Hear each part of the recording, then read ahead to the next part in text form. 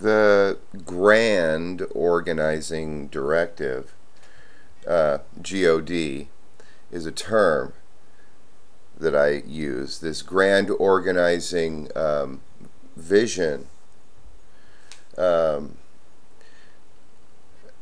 was one in which I use the word grand to hint towards something expansive and greater than my previous vision.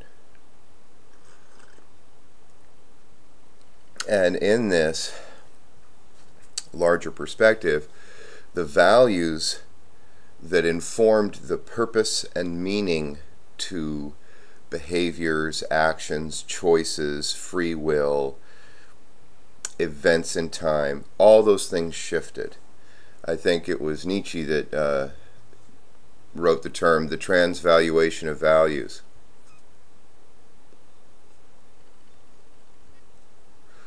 And for me, this was very much when I started doing these studies, I very much saw these events occurring in my life. And I didn't have any conscious intent to have them occur, so that seemed to give them even more purpose and more meaning, as if there was a message, something very telling that wanted to be told, wanted to be experienced, wanted to grow and change and lead somewhere. But in this grandness of this vision that I had, and the transvaluation of the values that helped to inform the previous behavior. You know, the previous behavior was hideous and wrong and terrible and just had to end. I couldn't tolerate it anymore. It was no longer productive, and it caused tremendous pain inside of me, both emotional and physical.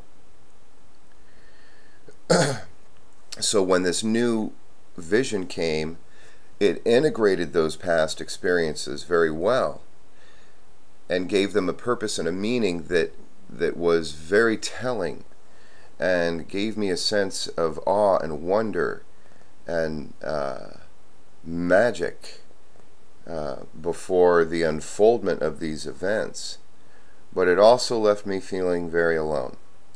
And the reason why it left me feeling very alone was that how these events came about in the past, how my life unfolded, and everybody's choices were involved, as well as my own choices were involved. It was all interrelated.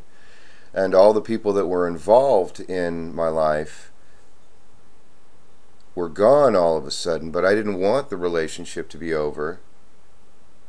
But when I went to go try to reestablish those relationships, it's still to this day very difficult, because all my values have shifted, and the old way of doing things no longer can be integrated the way it was now that I have this different perspective and understanding. And a good example for this was well, I had done some study of Jeffrey Wolf Green for astrology, astrological purposes. I was studying astrology. And he goes over a great many, there are 6 basic psychological issues that he goes through. And he places these 6 basic psychological issues, he places them in the astrological circle. And these are axes, so there's 2 sides to each issue. So let's say we have Aries on this side at springtime and Libra at this side at the beginning of fall. Well, that's one issue from 2 different perspectives. And he shows them this way. He shows, okay, this is the psychological issue that's going on, this is the disorder that's going on, and this is how it's slanted toward this side, and this is how it's slanted toward that side. And this is why going through the middle of what Campbell wrote about going through the middle, going between the clashing rocks. It all seemed to come together very clearly for me. Whether his evolutionary astrology is valid or not really doesn't mean anything to me as far as arguments go and proof and empirical evidence and all that stuff, because I was just learning about this stuff.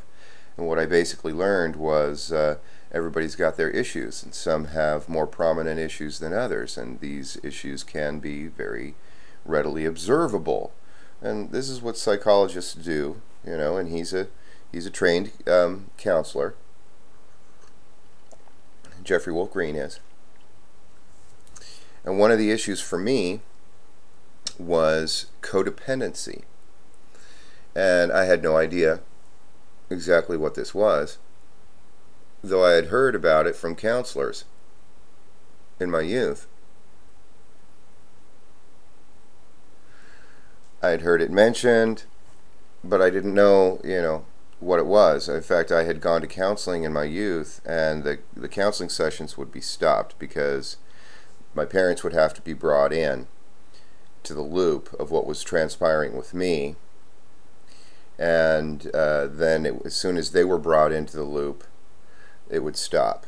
There was only so much development that would occur through the counseling process, and then it would also entail incorporating my living situation, which was with my family, and being that they were the mature adults calling the shots, they could decide whether they got involved in that or not. And repeatedly they said, no, we're not going to be involved in that. This is about him, and it's not about us. Which is, you know, their right to do.